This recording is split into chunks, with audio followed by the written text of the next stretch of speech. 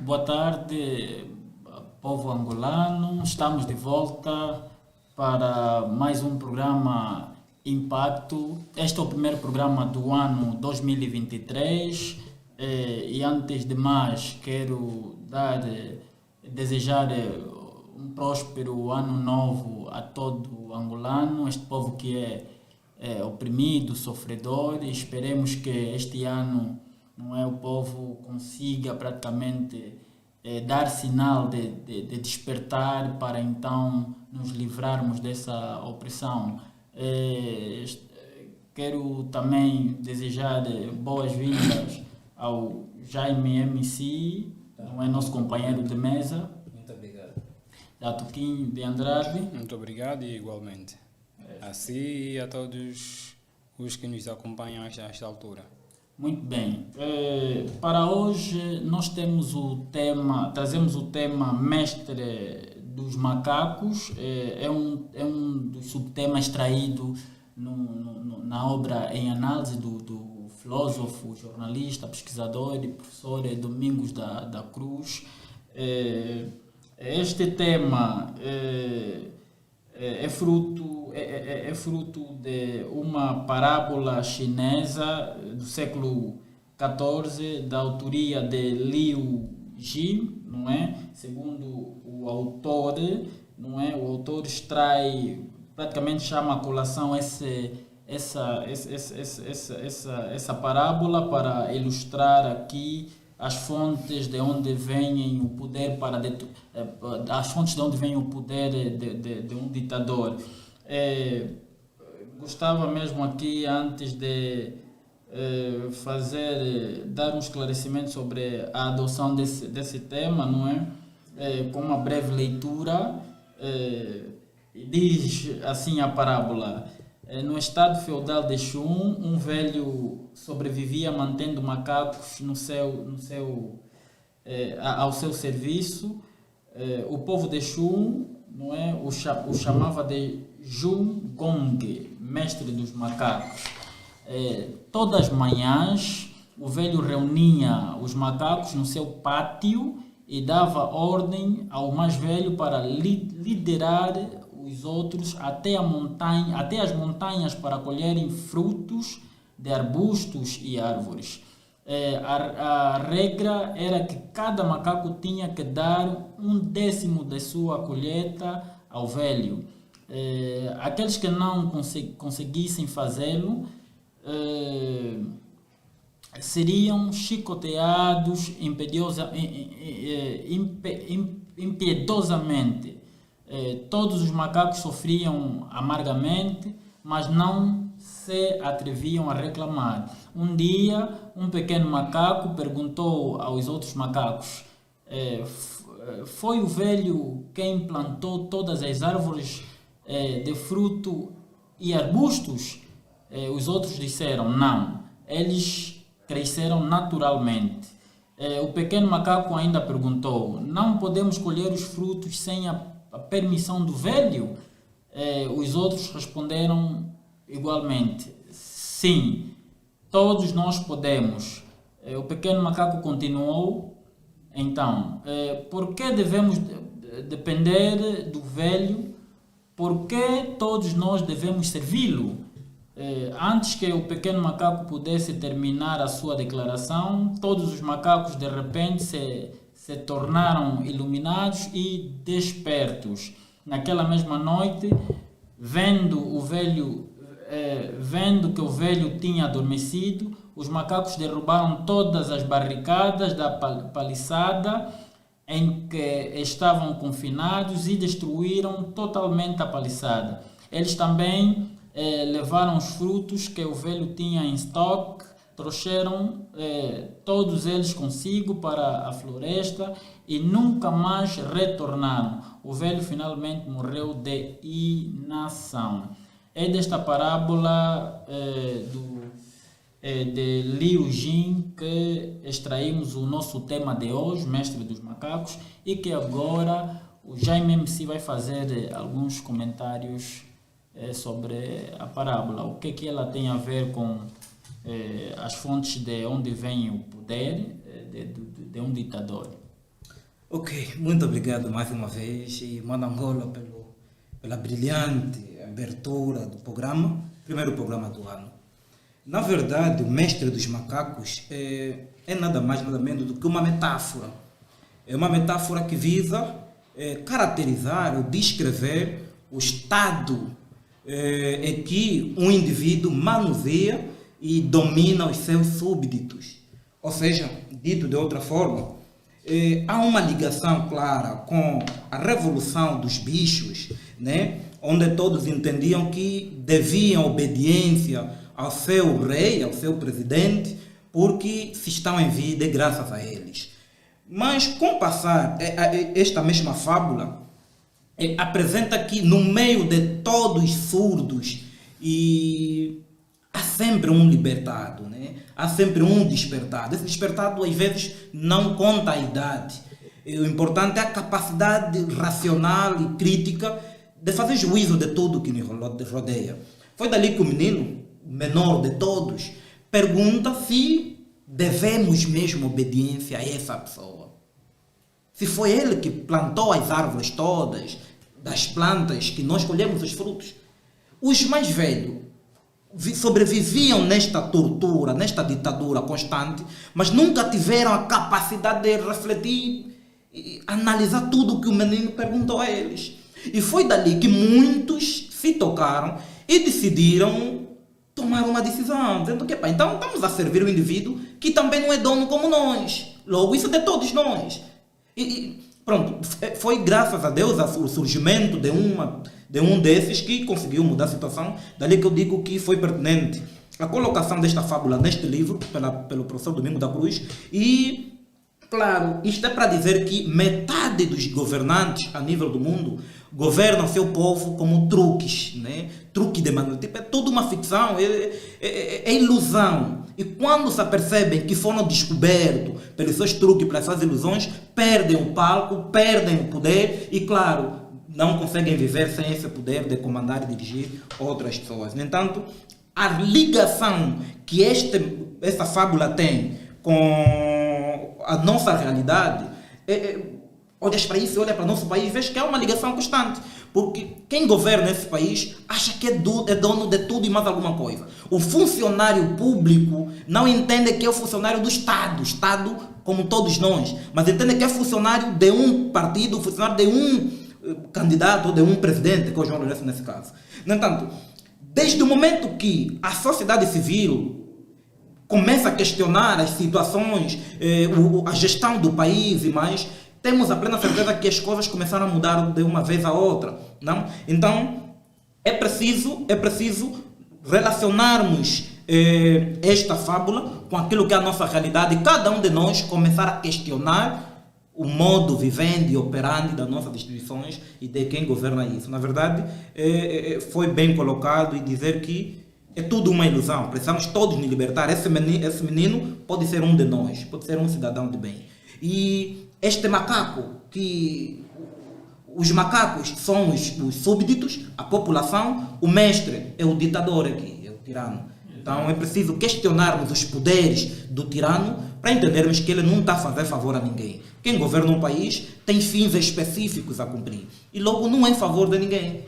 Então pronto, dali que digo que foi muito bem colocado esta fábula neste material. Kim, o nosso manual também faz menção a algumas fontes necessárias de poder político, não é? em que assenta a própria ditadura ou poder ditatorial, e o Domingos da Cruz faz menção a um conjunto, ele menciona que há um conjunto de fontes de poder sobre os quais, ou sobre as quais assenta uma ditadura. Quer fazer algum comentário sobre essas fontes de poder? Sim, antes mesmo de comentar acerca das fontes necessárias do poder político, aqui poder político estamos a ver na qualidade simbólica do poder autoritário, não é? Antes mesmo de ir para a citação destas fontes, eu gostaria também de dar aqui o meu parecer relativamente à alegoria do velho chinês sobre o mestre dos macacos, não é?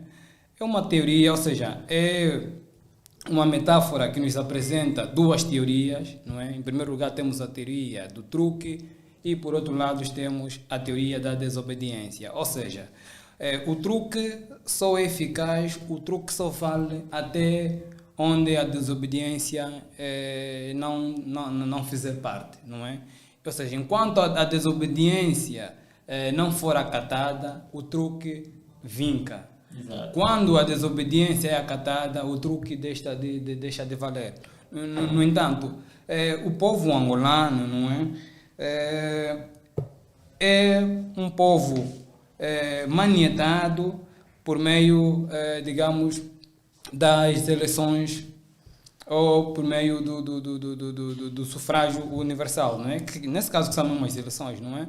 Eles criam-nos a falsa ideia de que o simples facto de a gente pintar o dedo, depositar o voto nas urnas, estaremos a escolher, não é, o nosso governo legítimo. Exato. Não é? Quando, na verdade, quem detém o poder já por si só define a sua continuidade no poder fora da vontade popular que seria tida em conta, digamos, nos resultados eleitorais, expressos nas urnas.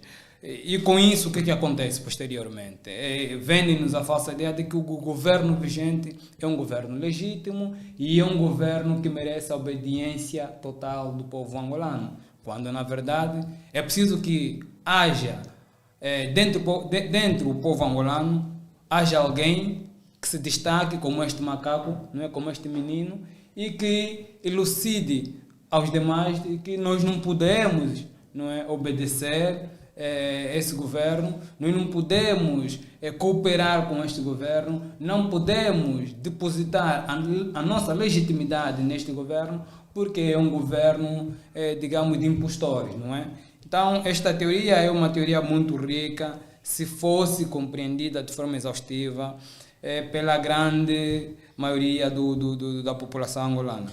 E já para ir, na citação das fontes necessárias do poder político, e volto a dizer, na qualidade do poder autoritário, não é? Nós temos a questão da autoridade. Essa questão da autoridade vai expressar o sentido de que, com base ao que eu já acabei por dizer, não é? Eles vão, de certa forma, gozar da aceitação, não é, do povo, okay? Por via digamos, das instituições, não é?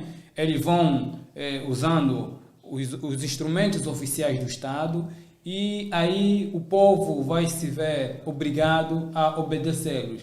Então é aí que nós vamos encontrar esta dualidade entre obediência e autoridade, não é?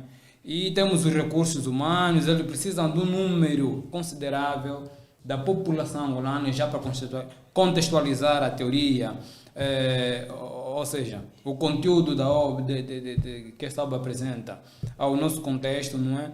Então, ou seja, o regime vigente em Angola precisa de um número considerável de angolanos, não é?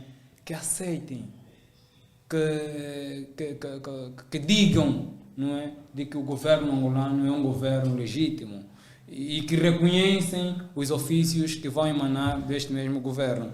E também é preciso de habilidades e conhecimentos, fatores intangíveis que têm a ver com a questão psicológica, não é? E tem a ver também com a questão ideológica. Por exemplo, vê-se que a questão da ideologia partidária penetrou fortemente na família, na igreja e muito mais. Então, a razão pela qual é que o povo, no geral, vive desta forma hipnotizada de que o governo vigente é um governo legítimo e é um governo que merece a obediência do povo angolano. E temos a questão dos recursos materiais, temos as questões também das sanções e punições.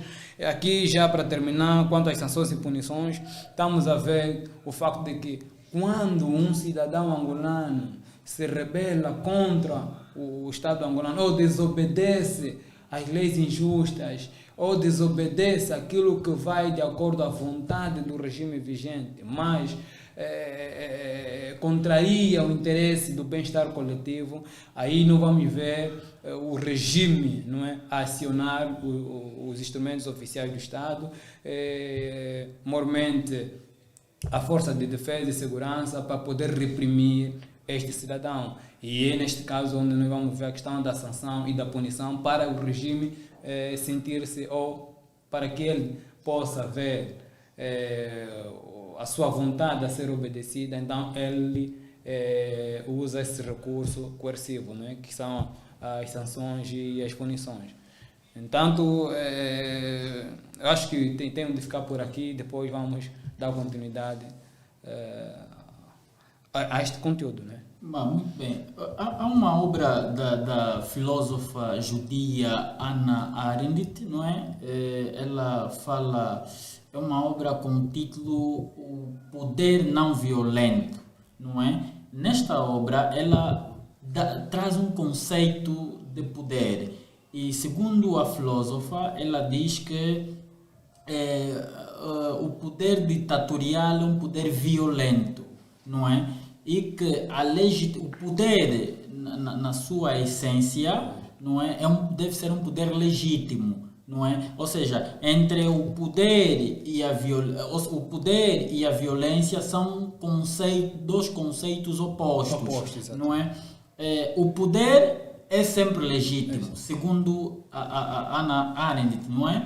O poder é sempre legítimo e quando já transcendemos do poder para a violência, aí deixa de ser um poder, não é? Deixa de ser um poder legítimo.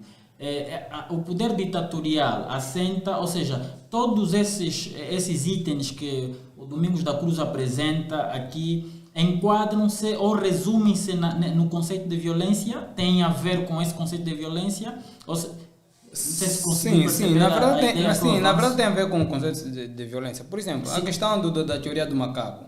Aqui estamos diante da representação de uma violência simbólica, ou uma violência psicológica, não é?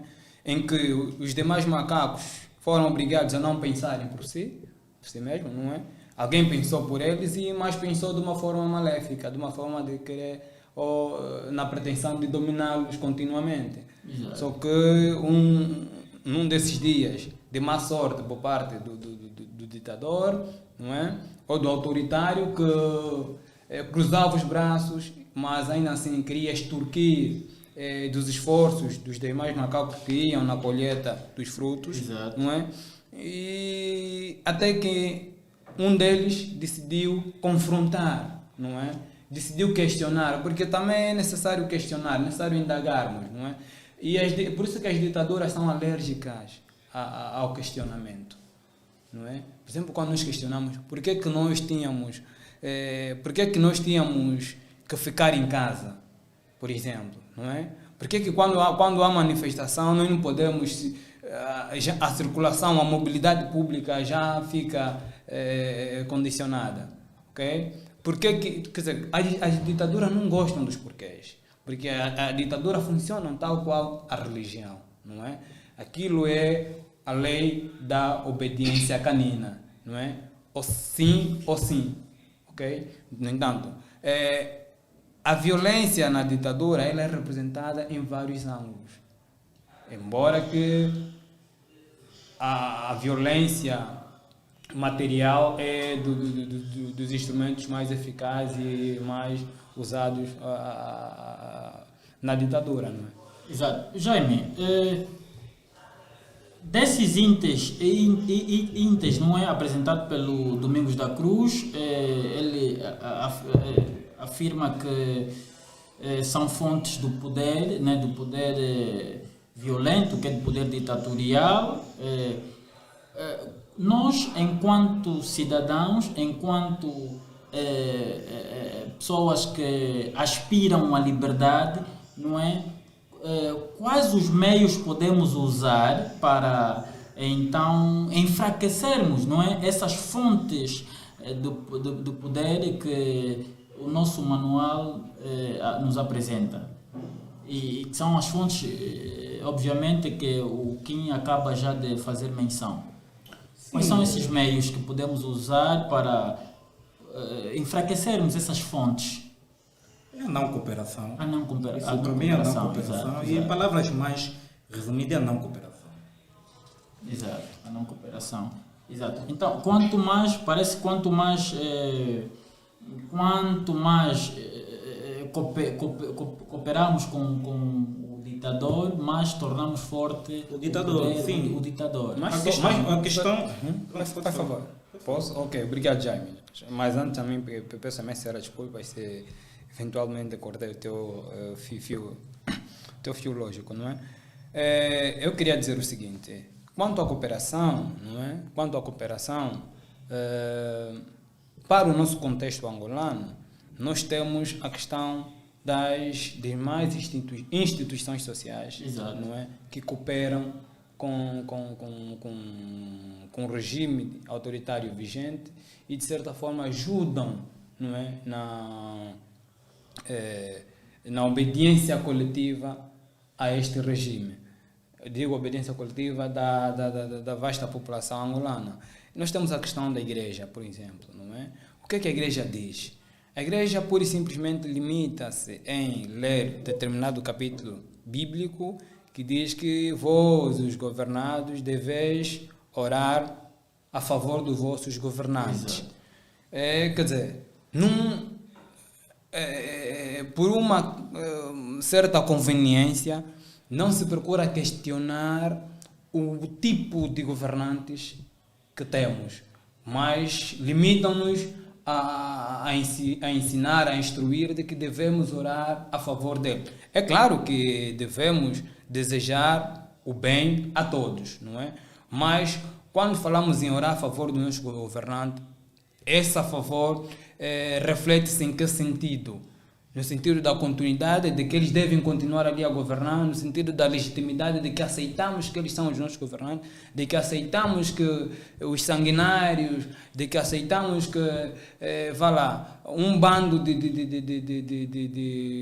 malfeitores estejam a tomar o controle efetivo do aparelho do Estado, não é?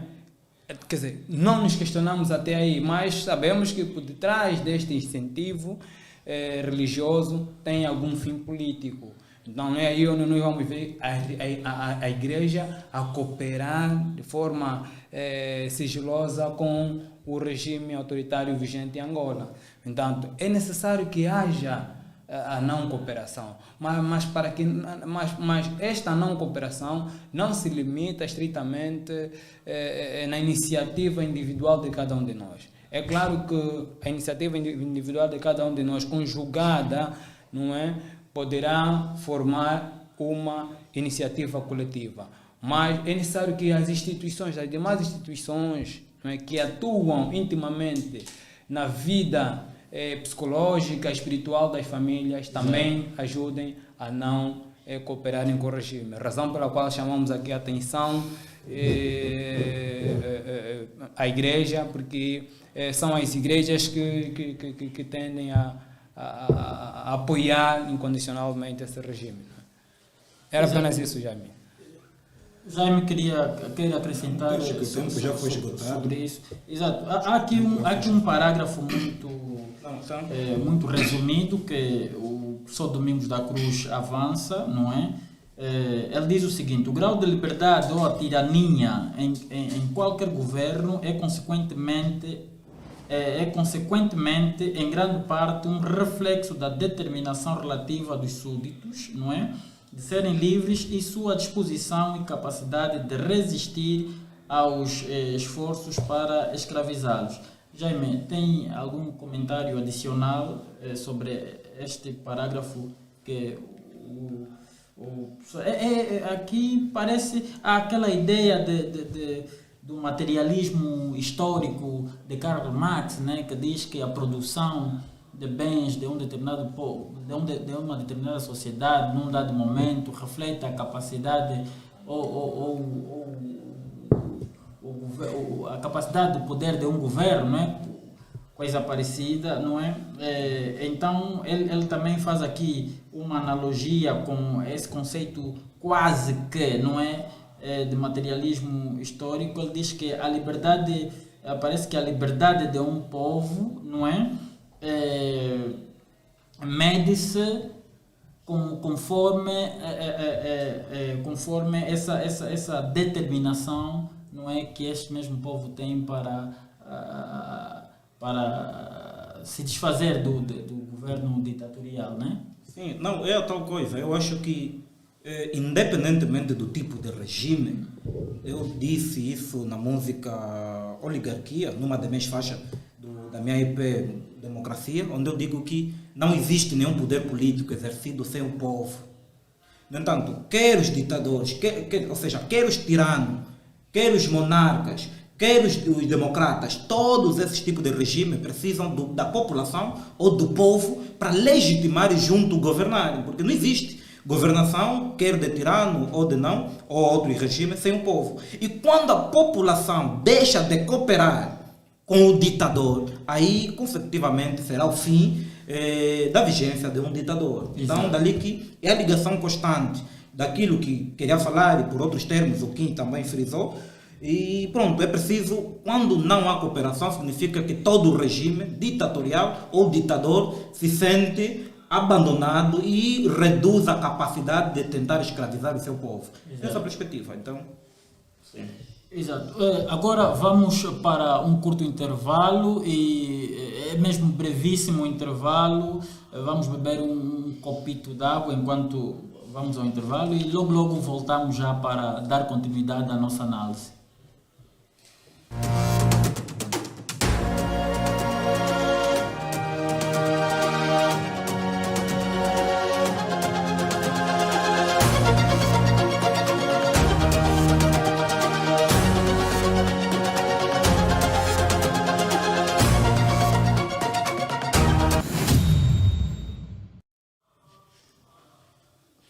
Muito bem, estamos de volta, e o Jaime fez um comentário sobre um pequeno parágrafo que o autor do livro em análise desenvolveu aqui, não é? Dizia o parágrafo que o grau de liberdade ou a tirania em qualquer governo é, consequentemente, em grande parte, um reflexo da determinação relativa dos súditos de serem livres de sua disposição e capacidade de resistir aos esforços para escravizá-los. Jaime MC, há uma relação, e como apresentaram aqui, parece que há uma relação intrínseca entre aquilo que é o poder ditatorial e o povo, não é? Ou seja, esse poder não pode ser exercido fora de qualquer, ou sem o povo, não é? Sim. É um poder que é exercido sobre o povo. Na ausência deste, é efetivamente impossível que se exerça esse poder. Então, o povo aqui tem um papel também, não é? Na constituição desta forma de governo, não é? Sim. Não, é a tal coisa. O conceito Estado nos apresenta 3 elementos, né? Que é o povo, o território e soberania, nesse caso, que é tido como poder político. Exato. Quem governa, quem direciona, que tem o poder de direção, de condução, de comando e mais. Pronto. Mas os ditadores, para serem ditadores, precisam de legitimidade. Exato. Essa legitimidade vem do povo, é o povo. Mas como é que os ditadores conseguem controlar e manter o cerco do povo? É manter o povo na ignorância. Dali que tem se dito que a pobreza extrema, o analfabetismo são meios de controle dos ditadores, ou seja, os tiranos, os totalitários usam a pobreza e o analfabetismo para manter o controle da população. Quem tem fome não pensa. A questão do pensamento, do raciocínio, é quando se está repleto. Com a fome não se pensa direito, não se produz ideia. Desculpa-me só para reforçar a ideia, espero que não esqueça o raciocínio, né? Há um brocardo latino que diz prime o viver de um do filosofar, não é? Primeiro viver, depois filosofar. Vamos estar com a barriga cheia, só assim você tem capacidade de pensar. Não é? Certamente. É nesta ordem de ideia, concordando também com o brocado latino que o moderador apresenta, que a gente fundamenta essa tese de que é o que acontece em Angola. Aqui, a juventude é tida como a maior parte da população. E essa juventude é descamisada, é analfabeta e muitas das vezes é pobre, ou nossa maioria é pobre. Logo, o ditador ou o tirano, a única forma que tem de manter o controle é afunilar-nos todos na pobreza, na mendicidade, e ele seleciona quem deve ter habitação, ele seleciona quem deve ter emprego. Os indivíduos ou a população entende que a única forma que tem de ter e ser conforme o seu vizinho ou conforme o político A ou B é ser subserviente, ou é ser submisso às ideias do ditador, ou seja, se torna o bufo do bairro que trai quem quer o bem do crescimento da comunidade, se torna o bajulador do ditador para merecer das mesmas migalhas que os ditados, os seus capanga, conforme se diz, os capangas dos ditadores têm. Então é essa a perspectiva. Quando a população ou o povo começa a se desligar do tirano ou do ditador, aí o ditador perde. E começa, e sabemos todos nós, de acordo com a vigência da análise minuciosa deste livro, falamos que quando o ditador se apercebe que está a perder terreno, se torna mais violento. Torna mais violento, usa tudo e mais alguma coisa para se manter no poder. Aquilo que chama de métodos de manutenção de poder. Exato. Mas é preciso termos consciência, é preciso, enquanto autores sociais e políticos deste país, começarmos a refletir, analisarmos e termos também um projeto político, filosófico de nação, que visa contrariar aquilo que são as premissas ou o curso que a gente pretende dar ao país. Então, dali que, voltando à questão, é assim, quando o povo se desliga, exato, mediante desobediência, mediante resistência, mediante o princípio da não cooperação, o ditador perde terreno e perde a legitimidade de governar o seu povo. Exato. Kim, a questão o exercício do poder totalitário, não é? Esse exercício do poder totalitário é constante nesses regimes, ou seja, é possível um poder totalitário ser exercido constantemente, permanentemente. Olha, o Domingos da Cruz, por exemplo, não é? Ele cita aqui um cientista político, Carl Dutch, né? Na página 34 do livro, né? onde diz que o poder totalitário só é forte se ele não tem de ser usado com muita frequência, não é? O que isso quer dizer? Significa dizer isto que este poder nem sempre é usado com frequência, ou seja, o ditador às vezes há que ele tem de dar uma margem, um espaço para o exercício de uma mescla, digo mesmo mescla de liberdade. Vai lá, acho que aqui poderíamos talvez, né, pensar num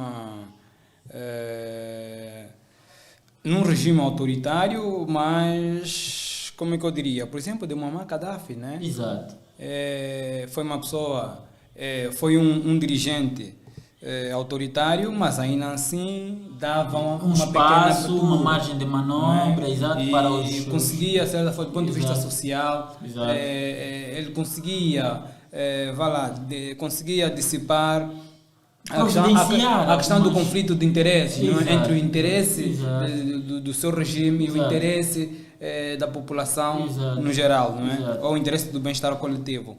Já isto não se equipara ao nosso contexto, ao contexto angolano. Não é?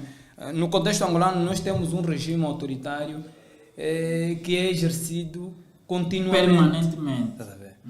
Quer dizer, todos os santos dias há sempre um símbolo de repressão, há sempre um símbolo de violência, não é? No entanto, A razão pela qual é que nós temos uma das ditaduras, um dos regimes autoritários em África mais inseguro, não é? E é um regime que até a esta altura só não caiu porque a culpa recai ao povo, não é? O povo ainda não se ergueu como uma vontade coletivamente sólida, como uma vontade coletivamente poderosa, não é? Quando o povo se erguer a este nível, assim é que só assim, perdão, é que veremos o regime autoritário vigente em Angola a ser derrubado, não é? E também vale a pena enfatizar de uma forma reiterada aos nossos, ou seja, ao público que nos acompanha a esta altura e não só, não é? De que aqui, para esse tema específico do dia de hoje, não é? A palavra de ordem é a desobediência, é a não cooperação, não é? Precisamos cultivar este hábito, esta cultura de não cooperar com o regime, não é? Quando o regime, por exemplo, em vésperas eleitorais, não é? Quando o regime precisa de provar ao mundo, provar à opinião pública nacional e internacional de que tem aceitação mediante a adesão massiva nos seus comícios, é aí onde nós como povo, não é, devemos estar preparados para dizer não. Porque se a gente deixa de ir nos comícios do MPLA, não é? Vamos falar do MPLA porque é o regime, embora que outros partidos também não merecem, não merecem a nossa confiança, mas pronto, não é? Sim, se deixarmos de participar nos comícios do MPLA, não é? E nós vamos ver a imagem, não é, desse partido a colapsar de uma forma minuciosa, não é? Então é necessário que a gente deixe de abraçar as agendas, não é, ligadas ao MPLA, agendas ligadas a atividades que visam enaltecer os falsos feitos de João Lourenço, os falsos feitos do MPLA, os falsos inventos ligados a datas comemorativas fictícias, não é, que visam simplesmente enaltecer o ego, digamos, do MPLA. Nesse caso, se a gente começar a tomar esta iniciativa, estaremos a trilhar o ponto de partida para uma alternância significativa ou para uma verdadeira alternância de regime em Angola. Jaime, essa ideia que o Kim agora acaba de partilhar conosco, né? Essa ideia que o Kim deixa, parece que não entra em consonância com a ideia deixada pelo cientista político Carlo Duce, né? Ele diz que o Kim, por exemplo, ele diz que no caso da Angola o poder, esse poder autoritário, né? Este poder autoritário é exercido constantemente, é exercido continuamente. Mas este cientista político, e tal como nos apresenta aqui o Domingos da Cruz, ele diz o seguinte: se o poder totalitário precisa ser utilizado em todos os momentos contra toda a população, é improvável que continue poderoso por muito tempo. Parece que o Kim avança uma ideia que não está de acordo, não esteja não casa, não é, vamos assim dizer, com o pensamento desse cientista político. E esse pensamento também, para fazer uma ligação única, é reforçado, não é? Pelo pensamento de Nicolau Maquiavel, quando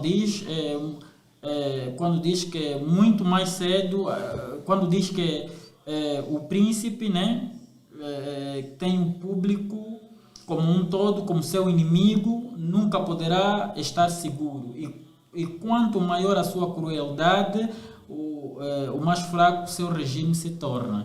Ou seja, Nicolau Maquiavel diz aqui no seu livro O Príncipe, não é? que quando o príncipe tem o público tem o público todo como seu inimigo, nunca poderá estar seguro. E quanto maior a sua crueldade, o mais fraco seu regime se torna. Ou seja, esse pensamento de Nicolau Maquiavel é um pensamento que vem reforçar o pensamento do cientista político Carl Duce, não é? Então, sim, pronto. Muito bem, Manangola. A ideia é que a Líbia de Gaddafi, para a nossa realidade de Angola, não cola. Gaddafi é Gaddafi. Eu entendo que Gaddafi não se equipara a nenhum dirigente angolano.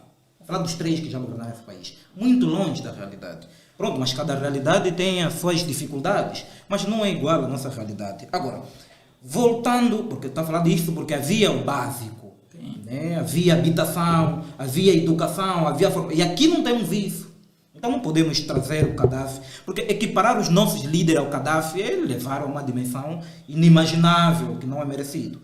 No entanto, agora voltando ao assunto, o que acontece aqui é que depois da saída do presidente anterior, em memória, José Eduardo, o atual, de 2017 a 2019, deu uma abertura. Ou fingiu dar uma abertura. É a questão dos truques, é um mestre dos macacos. É o mestre dos macacos. Havia abertura na mídia, surgiram programas como Fala, não sei o quê. Expandiu e tu vias que é mudança.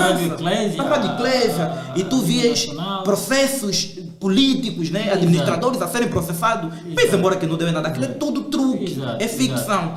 Então há que se vender essa ilusão de que está tudo bem. Mas é tudo uma ditadura, é truques. Aqui é para dizer que eles nem sempre aplicam a sua tirania, a sua ditadura de forma permanente. Exatamente. Há momento que te dá uma ideia que não, aqui está tudo bem, mas aquilo é tudo truque, faz parte do projeto político de nação que eles desenharam e edificaram nesse país. No entanto, quando o príncipe, atenção, a olharmos para o livro Príncipe, de Nicolau Maquiavel, temos que entender que aquele é um conselho para o príncipe, ou para o pequeno príncipe. Ele não escreveu para o súbdito, ele escreveu para o príncipe. Ou seja, naquele tempo, todos os filhos dos reis eram educados mediante o livro Príncipe, porque seriam eles, ou são, os possíveis substitutos do rei. Pronto, nessa questão.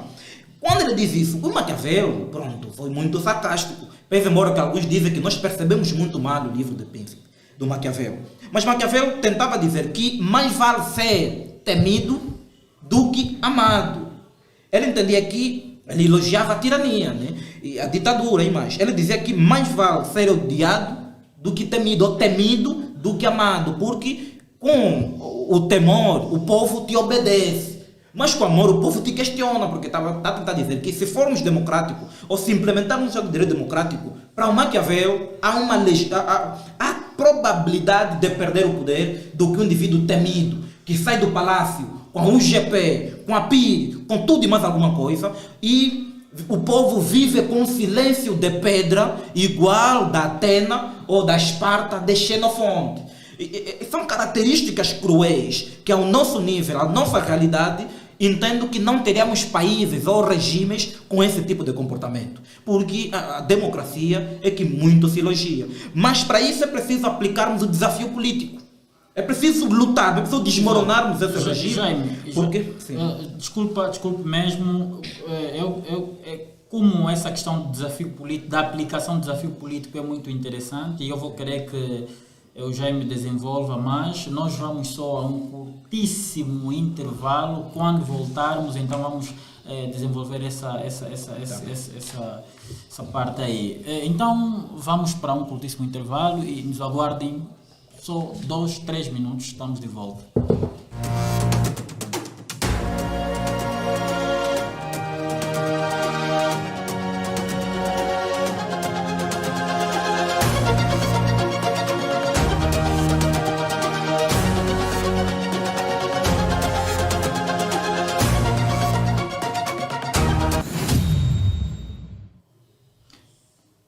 Ok, Ok, estamos então de volta. Na verdade, o nosso intervalo já não é nem 2 nem 3 minutos. Sim. São segundos. São segundos. Tudo rápido. Tudo rápido. Sim. Ok. Já me falava do desafio político como a solução, né? Como o meio que podemos recorrer para enfraquecer e detonar então esse poder autoritário, né? Que é exercido desde 75, né? Desde que Angola emancipou-se, né? Desde que obteve essa autodeterminação. Então, acrescentava? Sim, certo. Sobre a aplicação do desafio político, ia dizer que esta aplicação a que me refiro, que o autor do livro e análise se refere, tem histórias comparadas, né?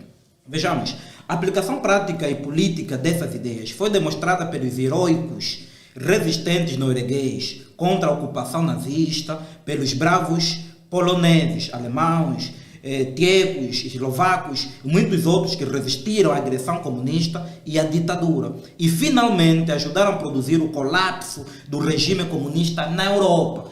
No entanto, isto estamos a falar da Europa, estamos a falar da Noruega, mas se recuarmos um pouquinho mais, veremos que este fenômeno também aconteceu em 494 a.C.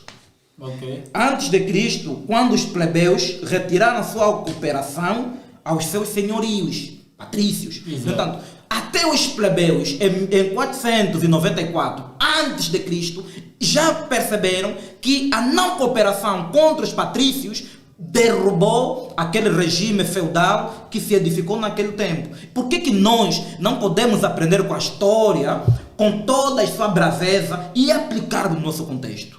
Então, dali que eu digo que o desafio político surge como uma das formas da revolução não violenta para cortarmos esse umbigo ou o fio que nos liga contra os ditadores e juntos detonarmos a ditadura. No entanto, a resistência à não cooperação é a única via. E não é novo.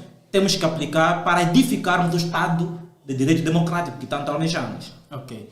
Kim, ajuda-nos só a compreender aqui. O Domingos da Cruz, ele avança 3 fatores mais importantes para determinar em que grau o poder de um governo será ou não controlado, né? E esses 3 fatores, ele fala, ele começa por mencionar primeiro o desejo relativo da população de impor limites ao poder do governo e depois a força relativa das organizações independentes e instituições dos súditos de retirar coletivamente as fontes de poder e, por último, ele apresenta como fator a capacidade relativa da população de reter seu sentimento e apoio. Tem algum comentário sobre esses fatores para a verificação do grau em que o poder de um governo será ou não controlado? Sim, na verdade tenho, não é? Vamos começar pelo primeiro ponto, que tem a ver com o desejo relativo da população de impor limites ao poder do governo. Há uma frase muito vulgar, não é? A nível da ciência política, que diz o seguinte: o melhor governo é aquele que menos governa, não é? Ou seja, quanto menos for o poder do governo sobre os direitos, não é, individuais dos cidadãos, não é, maior é o poder dos cidadãos sobre o governo. Ou seja, por exemplo, vamos falar do ponto de vista da democracia na perspectiva representativa, não é? Como temos, ou seja, por conta do governo centralizado, por conta do governo autoritário, que assenta no governo centralizado, não é? Nós temos uma fraca participação cidadã na vida pública do país. Tudo por quê? Porque temos o governo que governa para além das suas, diria, daquilo que seria o limite da sua capacidade governativa. A atuação. Da sua atuação governativa, obrigado. Ele vai além disso. E esta abrangência, essa abrangência extensiva, não é, condiciona os direitos dos cidadãos, razão pela qual nós somos um povo que menos participa na vida pública, porque entendemos que o Estado fará tudo por nós.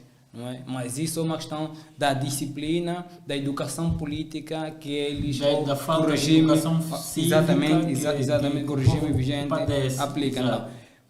Para a gente evitar próximas ditaduras, depois da gente nos livrarmos, porque isso não vai acontecer com esse regime já nos provou por A mais B, que por um lado detesta, digamos, a democracia representativa, porque vai permitir que haja a partilha do poder, que determinados indivíduos não ligados ao partido no poder detêm também a gestão do bem público, e é isso que o regime vigente não quer, não é?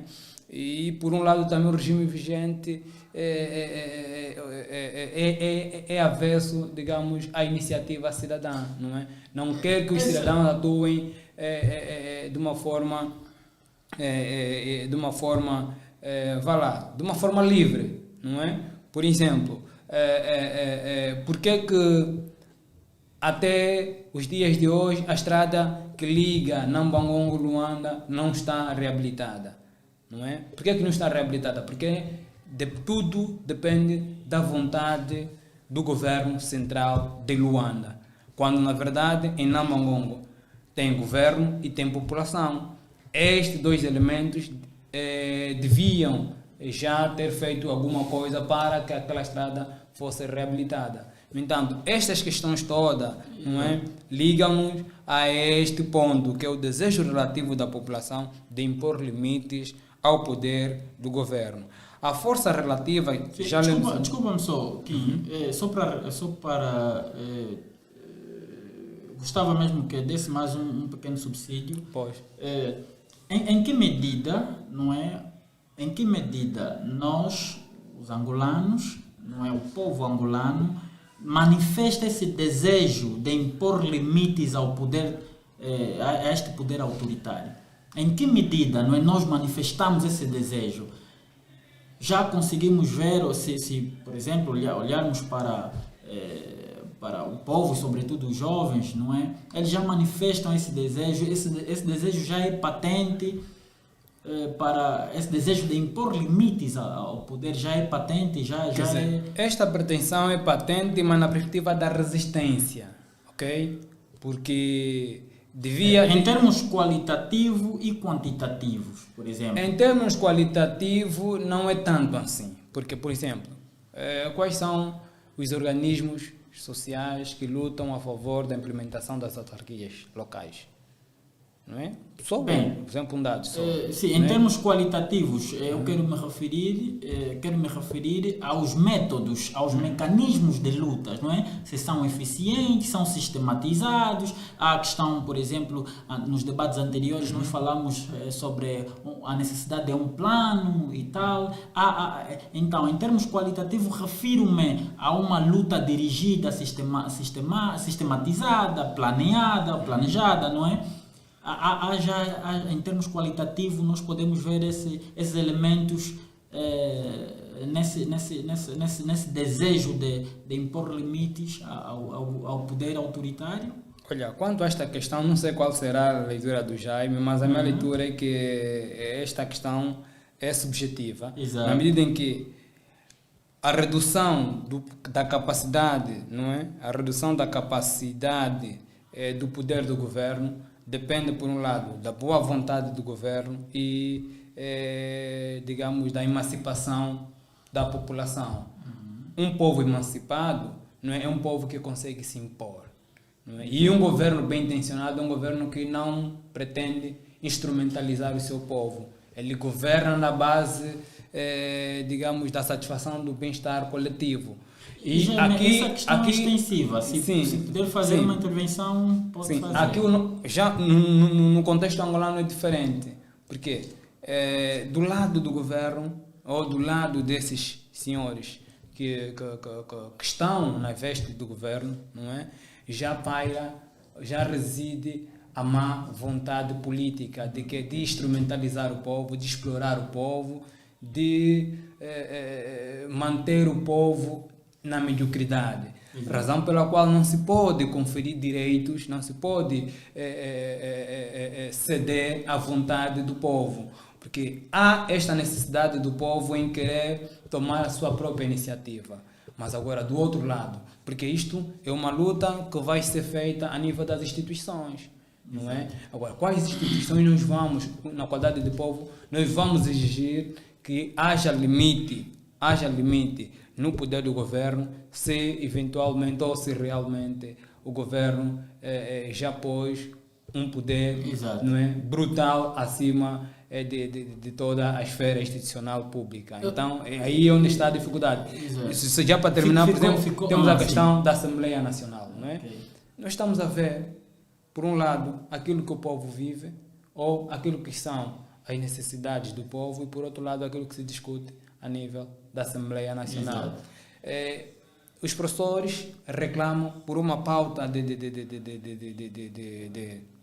ou seja, uma pauta de coisas, não é? Mas a Assembleia não quer levar isso em conta, não é? Estamos a ver que há presos políticos, mas a Assembleia não quer levar isso a conta, não quer levar isso em conta.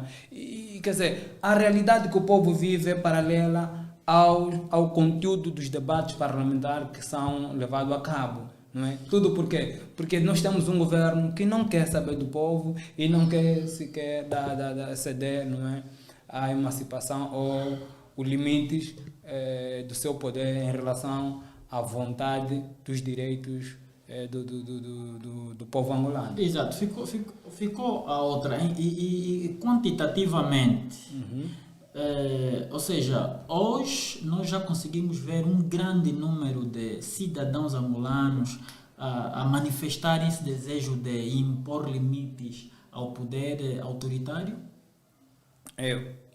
O que se vê do ponto de vista maciço é que há um número considerável de cidadãos angolanos revoltados com o regime. Consideráveis, exatamente, revoltados com o regime. Mas não se descreve até certo ponto, ou seja, esta revolta ainda não está, não é, digamos, definida. Se é para isso que se está a debater aqui, se é para impor limite ao governo, ou então se é para derrubar o mesmo governo. Porque eu acho que aqui, para o nosso contexto, por isso que eu vou retirar, para o nosso contexto, o primordial é que se lute contra este governo, que se lute contra o derrube deste governo vigente, né? Kim, em dois minutos, 1 minuto e 30 segundos, se nos ajudar nesse sentido, poderá fazer o comentário dos dois últimos fatores, não é? Não, lemos. Fizemos já. Não, dois últimos. Acho que vou deixar ao Jaime. Jaime também está muito calado. Gostaria que o Jaime dissesse alguma coisa. Bem, o Jaime também diz que não há. Mas concernente com quem levantou era para dizer que, pronto, infelizmente a Assembleia foi enfraquecida, né? Os deputados não têm os mesmos poderes que deviam ter de fiscalizar as execuções do poder executivo, nesse caso, né? E tem mais, também é controlada pelo partido do ditador. No entanto, não se espera muitos milagres ali. É necessário a sociedade, né, mediante diversos centros de poder, né, de poder democrático, e exercitarem as suas funções, os seus fins. Não sei se posso avançar sobre os centros de poder democrático. Aqui sim, uma questão também que é interessante abordarmos aqui, né, que são os centros de poder democráticos, né? O Jaime vai fazer algum comentário sobre os centros. Os centros de poder democráticos são uma das características das democracias. Ou seja, quando chegares para um país não precisas ler a teoria desse país. Basta ver os centros, os centros do poder desse país. Ou seja, esse país tem o quê? Tem uma administração, tem não sei o quê, pronto. Tem autarquia, tem clubes independentes, tem associações, ONGs independentes que funcionam e pressionam quem detém o poder político. Tem clubes, tem grupos musicais que usam a sua arte para direcionar quem governa. Quer dizer, se este país tiver essas características todas, como autarquias, como clubes desportivos, instituições econômicas, sindicatos, associações estudantis, partidos políticos, vilas, associações de bairro que funcionam, jardinagem, clube, organizações de direitos humanos que também funcionam, aqui podemos, sim senhora, percebermos, entendermos que estamos num Estado democrático. Mas o que acontece aqui há quase esse tipo de organizações fora do poder político, mas só que não funcionam, ou são extensões do poder político nas comunidades. Ou seja, a Associação Comissão de Moradores. Você encontra na Comissão de Moradores bandeira do partido. A comissão é de morador, é de bairro, mas encontras aquilo como transformado em CAP. Então há essa confusão. Há centralismo e concentração de poderes que fazem com que o país não funcione. Porque estas organizações ou esses órgãos são importantes para servir os seus próprios objetivos e também para ajudar a entender as necessidades sociais. Ou seja, falou-se aqui da estrada de Namangongo. Se houvesse autarquias, se houvesse institucionalização das autarquias locais, esse já não seria um problema de quem vive na cidade alta. Seria preocupação da autarca daquela região, daquele município. Ou seria preocupação do governo local. Mas hoje, até o governo local nada pode decidir senão aquilo que vem da cidade alta. No entanto, esta falta de efetivação ou a falta de centros de poderes democráticos faz com que Angola gire ali. Agora, pronto, aqui estamos a dizer o quê? Que estamos a falar de um país democrático. E Angola é isso, moderador. Se Angola é um Estado democrático, temos essas características. Se não tem, porque não é democracia. Sim, então a nossa luta aqui desculpa-me só, se Angola, é claro, se fosse um Estado democrático, nós estaríamos aqui sim. fazer esse exercício. Ou se estivéssemos, seria numa televisão pública, a analisarmos aqueles fatores, elementos com consciência, os problemas que afetam as comunidades. Exato. Mas pronto, estamos nesse meio. Então, seria discutir essas questões muito básicas. Muito básicas, já não. Então, se estamos aqui num meio alternativo, que é o YouTube, é porque alguma coisa não bate bem. Então é preciso todos nós termos consciência. Só vamos conseguir mudar esse país se primeiro tivermos a consciência de que esse país está mal. Está desorganizado, está desorientado. E temos um Estado tirano, o ditador. Agora, esta é a ideia de partida. Depois, o que nós vamos fazer? O que vamos fazer é criarmos, um projeto político, filosófico de nação ou de sociedade. E termos também, conforme nós dissemos na vez passada, um candidato que visa representar os anseios da comunidade ou da coletividade. Todo o resto é ficção. Bem, obrigado, Jaime. Kim, nós estamos já na reta final do nosso primeiro programa, não é? É um programa de aquecimento mesmo, né? Muita água ainda vai correr debaixo da ponte. Eu quero lhe dar um minuto, né? Aproveito um minuto para deixar para fazer algumas conclusões sobre o nosso lindo tema de hoje, não é? Mestre dos Macacos, né? Gostaria mesmo que deixasse algumas conclusões muito breves, não é? Porque estamos já na reta final. Pois, a conclusão sucinta que eu faço é a seguinte. Hoje, o nosso tema trouxe em revista duas teorias, não é? Em primeiro lugar, temos a teoria do truque e, por outro lado, temos a teoria da desobediência, não é? Entre o truque e a desobediência, o oprimido tem de escolher, não é?